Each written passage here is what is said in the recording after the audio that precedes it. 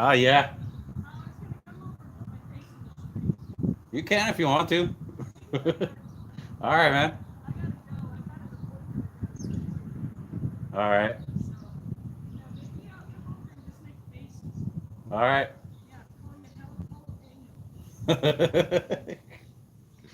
Hey, take it easy, Gary. You too.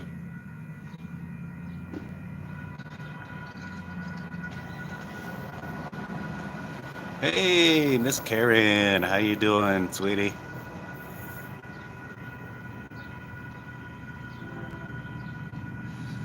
Hey, already. We got a train already.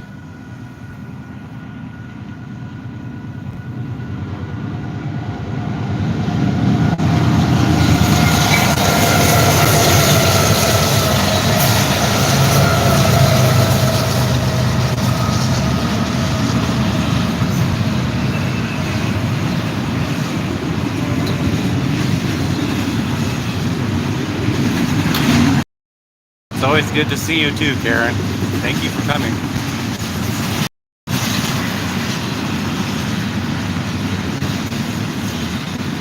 Rhodey's Jam Cave. All right. Sci-Fi Bride. What's up, dude? So weird. Train going by my house right now. Yeah, just what a coincidence, right?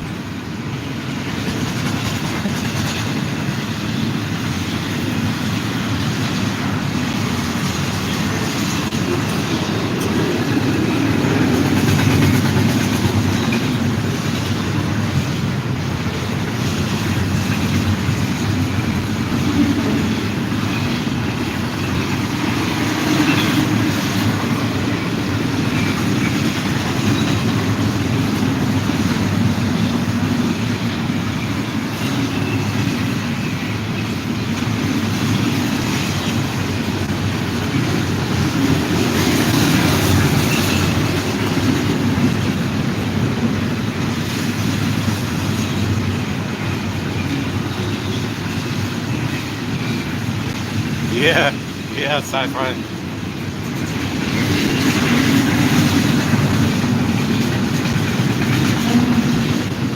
Hey, eat your broccoli. Welcome. How you doing today? How's everybody doing?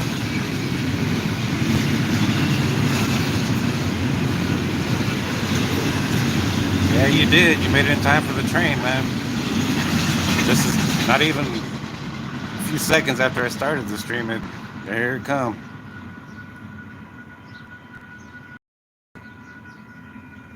My computer is haunted. Hey, Caucasian Sasquatch. Better get a computer exorcist or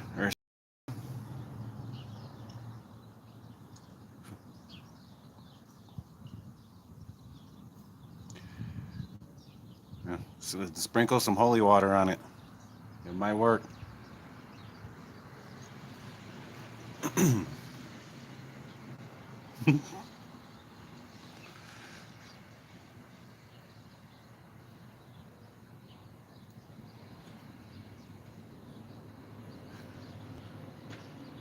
By the ghost of Rube Goldberg? Are you serious? Or I don't even know who that is.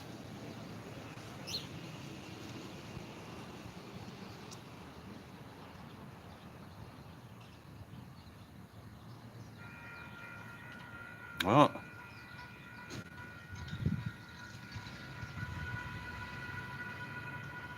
well, here we go. Here's another one. Would you know it? One train after the other. Yeah, yeah. I'll look it up.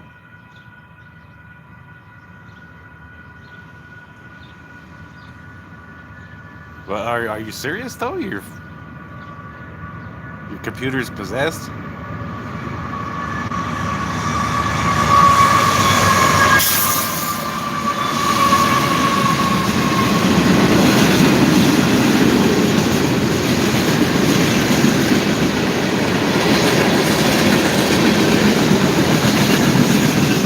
Oh, okay. Gotcha.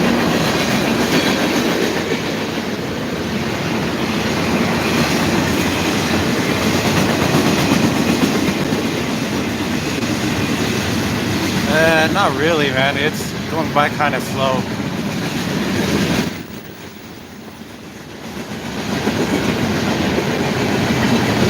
They usually go by a little bit faster.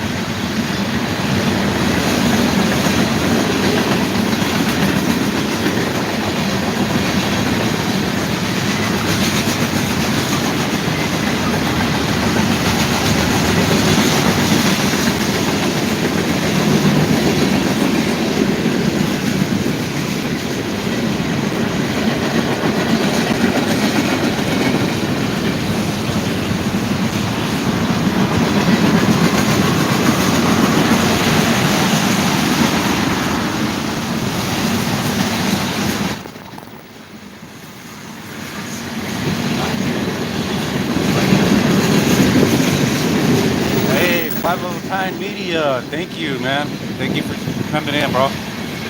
Appreciate it. We're on the last chapter of this book, so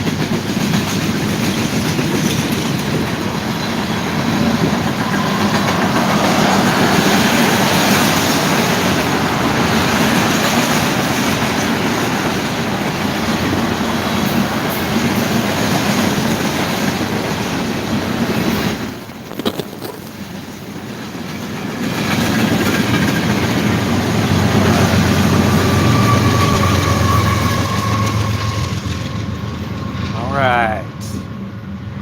Now, without further ado, ladies and gentlemen, let's go ahead and get right into it.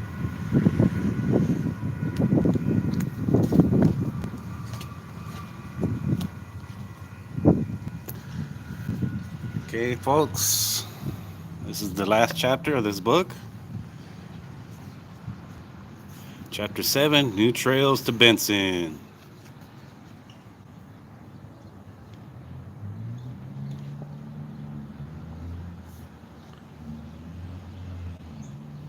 Okay, there we go.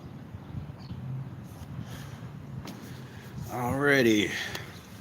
As the century moved forward, Benson relied on automobile traffic to supplement needs of local residents for goods and services. Tourism became very important to the economy. Ranchers and farmers still operated outside town. Apache Powder Company still made ammonium nitrate 9 miles south. And many residents still did much of their shopping in Benson, but change was coming. The automobile was both a blessing and a curse. When Interstate 10 circumvented Benson, the town was transformed. The Arizona Republic insert dated July 14, 1974, foretells the effects of the bypass. In a picture of 4th Street on June 5th, 1974, traffic was thick. The next day, when the freeway opened, motorized traffic was reduced by about three quarters. Tourism had supported much of the business in Benson, and now those tourists were whizzing on to Tucson or points east. What's worse, What's worse, Benson residents were taking the freeway to Tucson for greater variety in shops as well. In 1980, its centennial year, Benson's population had reached about 3,000. Arizona Electric Power Cooperative, APCO, had established its main office in Benson in the 1960s, but the railroad no longer maintained its presence. In fact, the Arts and Historical Society had possession of the depot building, and it had been moved to the park, where it was used as a museum until it was destroyed by fire. The movie theater had been destroyed by arson, and many other public buildings had been damaged, including a high school built in 1929. The grammar school had been demolished simply because of a roof leak. Many of the shops downtown had closed. As in past times of economic hardship, few Benson families considered leaving. Pioneer families indeed continue to keep Benson alive. So does tourism. Winter visitors, or snowbirds as people call them, began swarming to Benson in the 1980s. Many elected to stay, built homes, started businesses, and inspired a new wave of development based on the most basic resources of all: land and water. Benson's small town attitude tempted others as well, the fortune seekers of the new century.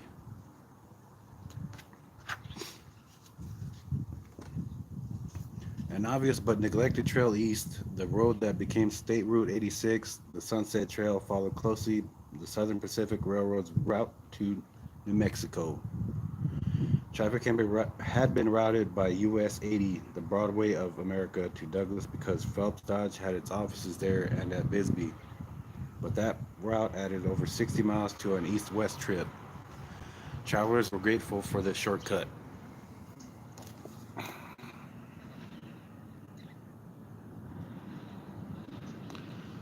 Hey, what's happening, Joe?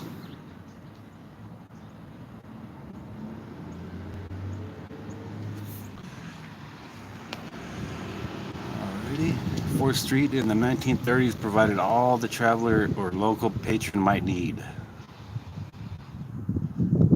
The Rexall Drugstore and Lewis Brothers Garage flank Huachuca Street. Filling stations line the north side of 4th Street where Arizona and Southeastern tracks once were.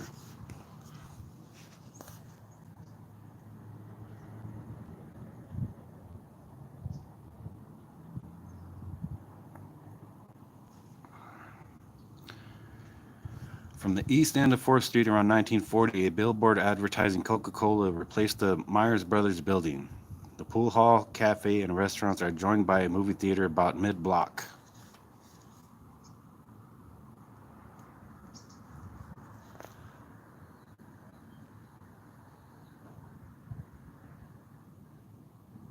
There it is, folks.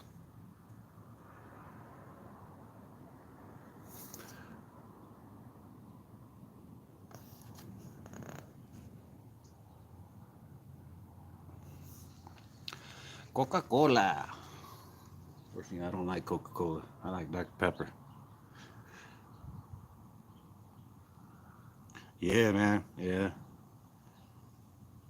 Not long after State Route 86 was dedicated, the Benson Cafe, later called the 86 Cafe, was doing good business in East Benson. Built of railroad ties, this building burned down in the late 1980s.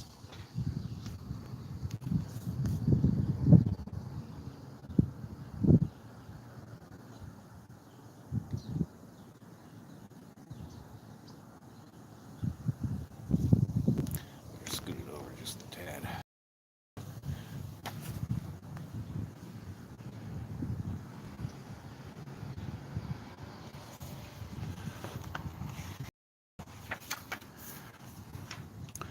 4th Street looking east shows the Horseshoe Cafe and the San Pedro Motel on the south side of the street, and numerous garages and filling stations on the north side.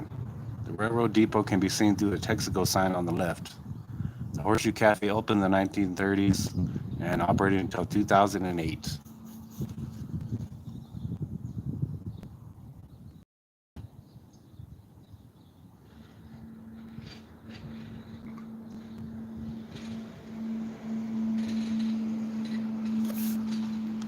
Wynn's Place, farther west on 4th Street at Land Avenue, sported a different look, log cabin style. How do you guys like that one? That one's pretty awesome, right? A log cabin, or log cabin style, you know? You never see much of those like that. Oh, geez. Okay, finish this real quick.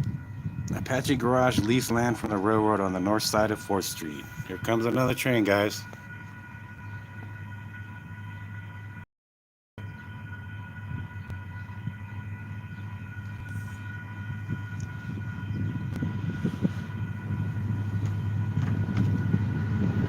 Well, the railroad's quite busy today.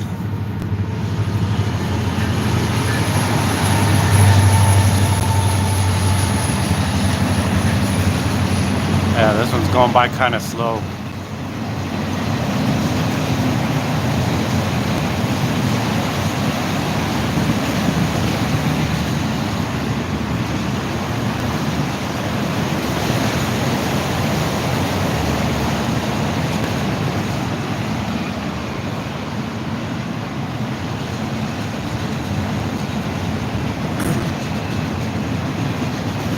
Yes, ma'am, they sure are.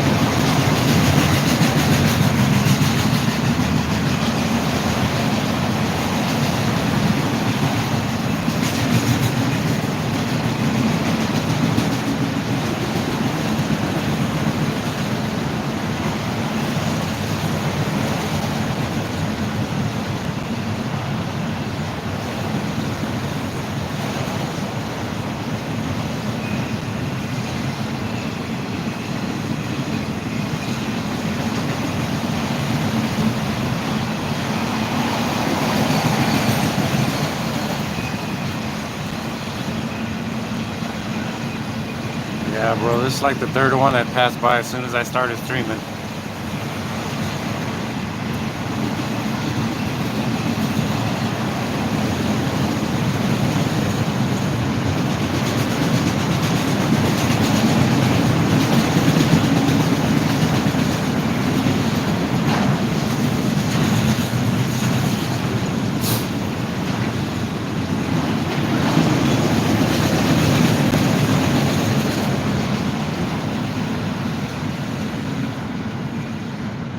All right, there we go. Okay. Yeah, I used to do that shit too, man. Put a penny on the track. Hey, Tristan Bell, what's happening, man? How you doing, man? Thank you for joining the live stream. I appreciate you coming in, man. That's awesome of you. Ladies and gentlemen, go ahead and welcome Tristan Bell. I know he's probably been here at least once before. And say hi to everybody in the chat, guys. Lewis Brothers Garage, shown around the 1950s on the corner of Huachuca and 4th Streets, offered a neat arrangement for those wishing to receive a haircut from Roland Mayberry while they waited for vehicles to be serviced.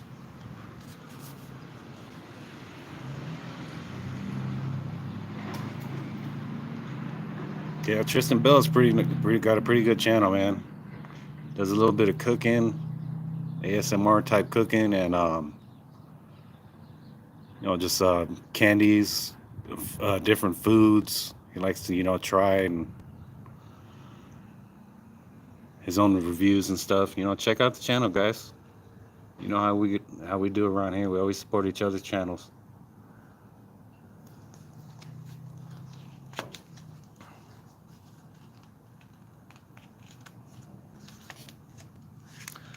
What's up, GW?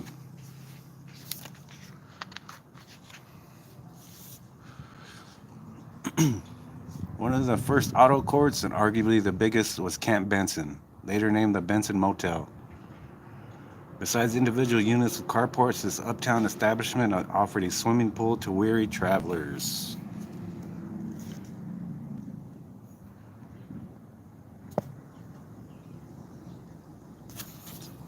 Go ahead and turn it this way. There we go.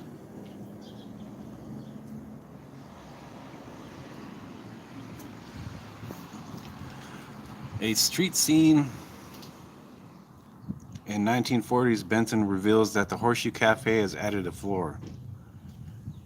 The owners also commissioned Vern Parker to paint murals on the walls. Abe Samuels owned the Fair store, later buying the grocery next door to make the Variety store. The post office and Citizens Bank are next, with the drugstore at the corner. The post office moved in the 1950s and the bank took over that space too.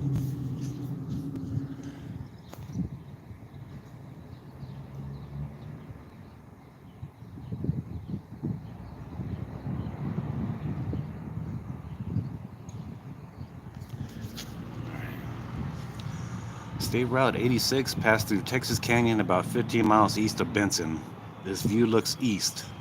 The road behind the cameraman was called the 15-mile hill, describing the length of a precipitous climb of over 1,000 feet of the San Pedro Valley to the pass. Texas Canyon marks the northern edge of the Dragoon Mountains.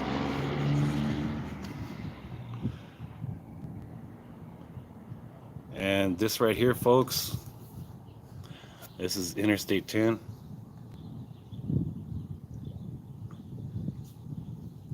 Or State Route 86, however you guys want to call it. But this is in between here and Benson, which it also contains a rest area.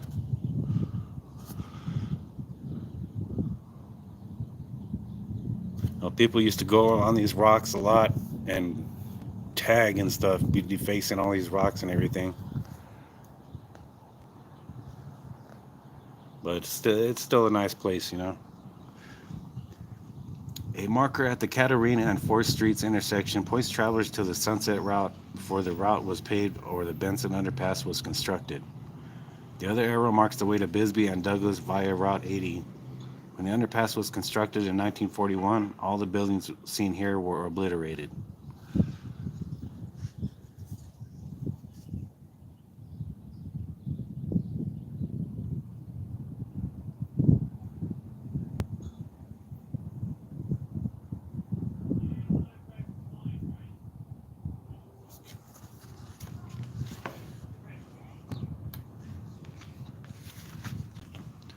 Considered a masterful solution to the problem of railroads being in the way of automobiles, the Benson Underpass, constructed in 1941, eliminated a possible collision of these two major forms of transportation at the railroad's curve into Benson.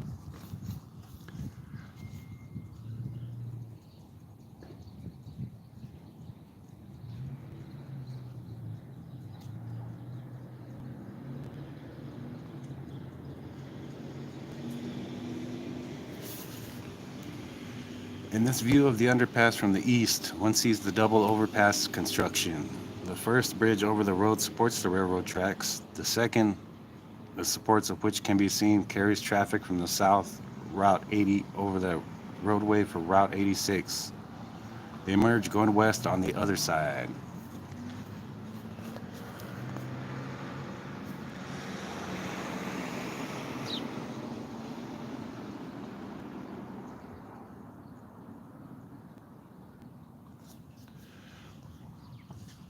Benson's main street in 1940, before the Benson overpass, maintained a sedate appearance. Although that route had been used for automobile traffic since 1913, it was not accepted into the state's road system until 1936, and it was not paved until 1941. The national shortcut was resisted by Douglas and Bisbee, stronger politically than Benson.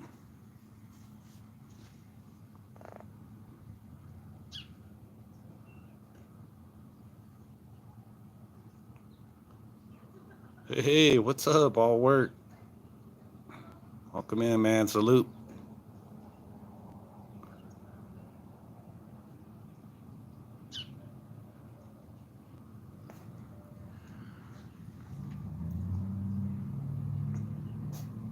Bus travel proliferated from the 1940s through the 1980s. In the early 1940s, these Greyhound buses stopped at the terminal on 4th Street. Down the block, a flag waves over where the post office still does business.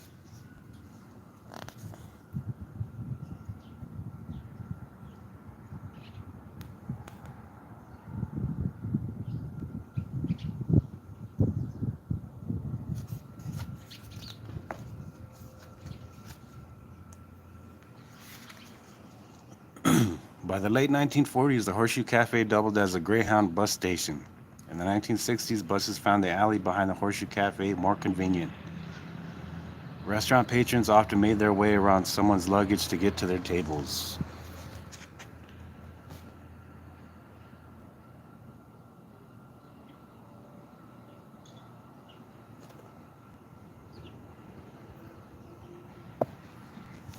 The Grill Cafe and Veterans Cafe, positioned next to the theater, indicate ample patronage to support restaurants side by side.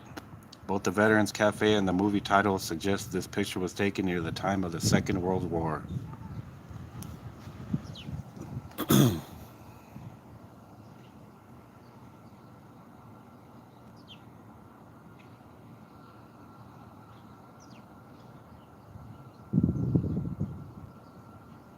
It's all the way to the far left there, or to the far right. You can see it says Veterans Cafe. And you guys go ahead and subscribe to All Work No Play, man. Get them, show them some love, and visit the channel, man.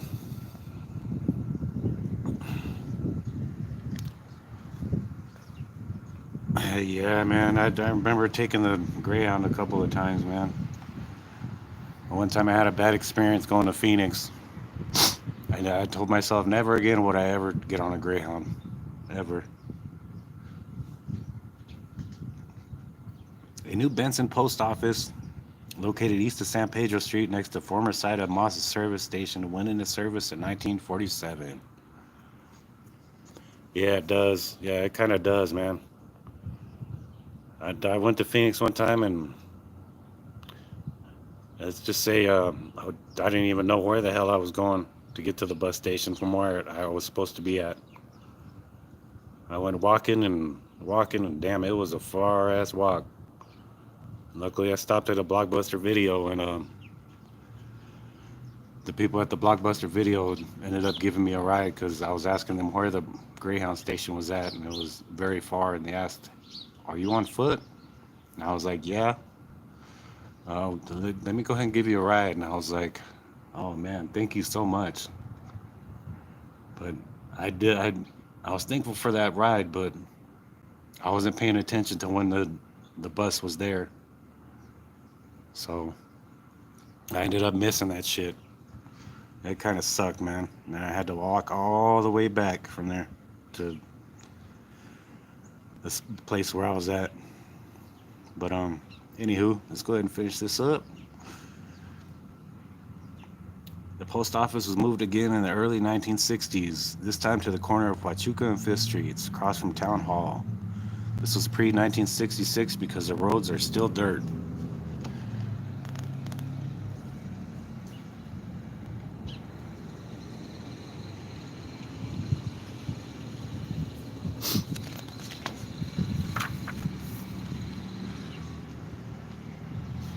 In the 1970s, a new shopping strip on Ocotillo Road in West Benson harbored the Burger Stop, a new level of Benson dining.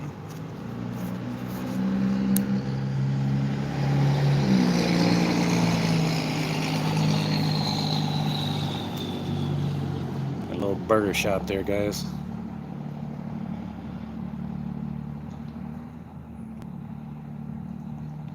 Yeah, burger sounds good right now. At the corner of Ocotillo and 4th Streets, Hank's Cafe opened in the 1950s and operated until 2000. It once sported a plastic cow on its roof. The Randy Galliano family now operates a thriving business serving American and Italian food.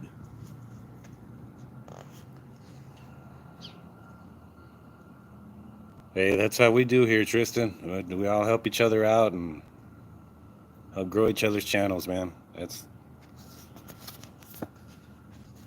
just something I was always shown when I first started.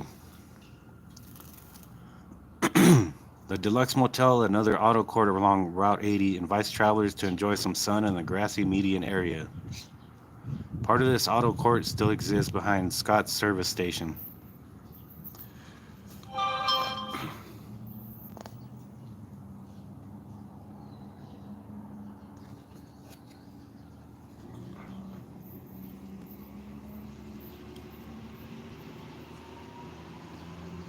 Hey, Conspiracy Music, man. How you doing, man? It's always good to see you.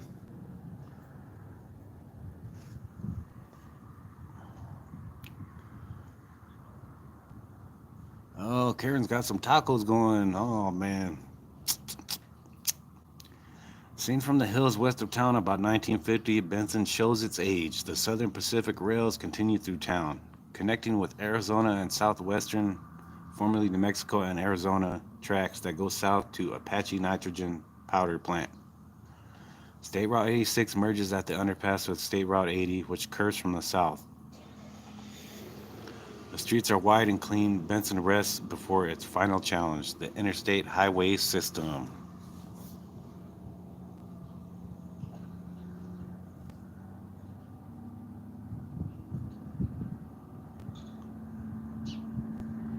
awesome people in here, man. A lot of greats, man. I can't tell you how much I appreciate you guys, man. You guys are all pretty damn awesome.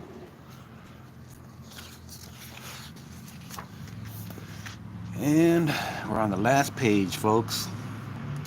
A busy town of 3,000 in 1974, Benson and its 4th Street before the bypass evoked the opinion of early travelers that Benson bustles with activity. Traffic was so thick in 1968 that a stoplight was added to the Patagonia Street intersection. Notice the Rexall drug sign, the bank, the bar, the Horseshoe Cafe. These storefronts have not changed, yet opening the interstate would change many things, beginning with traffic.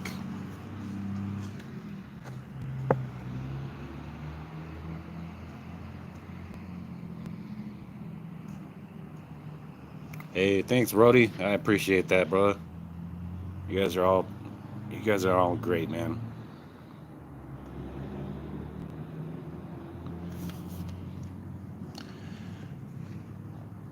All right. Where the Broadway of America meets the Sunset Trail in 1980, a homemade sign announces Benson's 100th birthday celebration. On the street behind the sign, very little traffic is evident. Certainly not the constant streams of automobiles that warranted the town's first stoplight. Today's citizens resist attempts by the state to tear down the underpass and build a different intersection because the structure is part of our story. Oh, guys, that's some amazing history there, man. Some amazing history.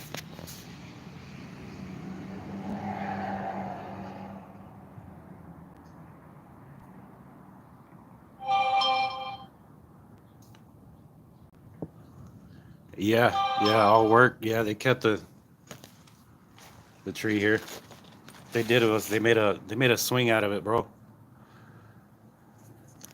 Go ahead and oh no.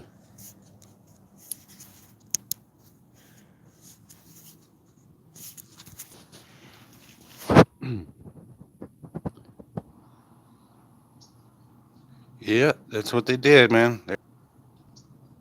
Sorry, folks, if it's buffering, but yeah, man. Yeah, they kept it, man. But I do want to say I do appreciate you guys for always sticking by me here and always showing support and coming by and saying hello and listening in on some history. It's always awesome to have you guys all here. All the support means a lot. And if you guys are willing and able, I do have a Cash App in the About section of my YouTube. If you guys can donate a little, whatever you guys can, um, anything helps. Anything that you guys can donate, it goes to parts for my bike, the future repairs on the bike if I ever need any, or just a simple bite to eat or something, or something to drink.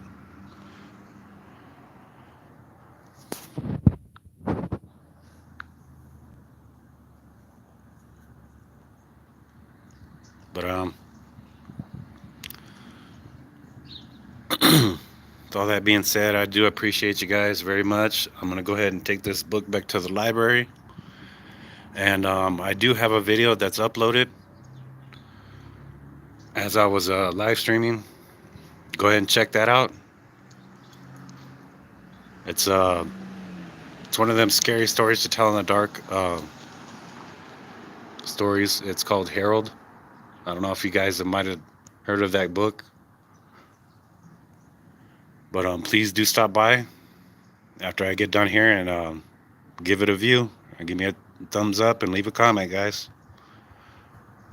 With that being said, I do appreciate you guys. This is Jose G out here in Wilcox at the historic Railroad Park. Hey, thank you, Karen. Thank you, Broccoli. Much love, guys. Peace.